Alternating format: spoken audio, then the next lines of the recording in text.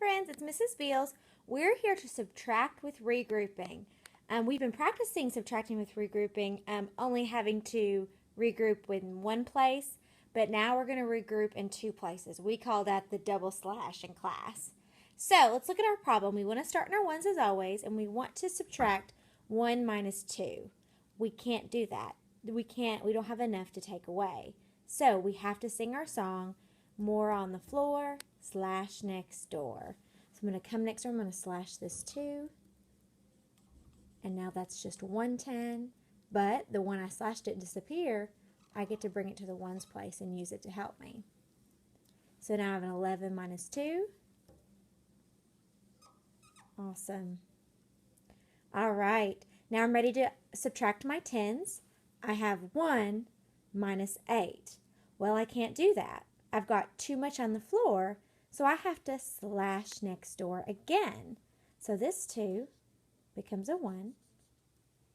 And instead of this just being 110, now it gets to be 11 tens. So now I get to do 11 minus 8. I'll give you a minute to do that.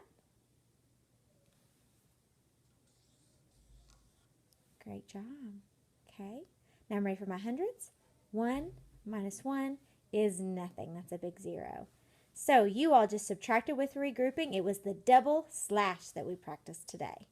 All right, the next thing we practice is we practice subtracting across double zeros. So sometimes when we subtract, we have a lot of zeros, and that can make things a little bit different. So let's try this one. 400 minus 131. Okay, so in my ones place, I want to do 0 minus 1, but I can't do that. If there's more on the floor, I've got to slash next door. The problem is, next door's got nothing either. That's 0. If I slash 0, it doesn't really help me because it's still 0. Okay? When that happens, we get to go next door again. I'm going to say that one more time.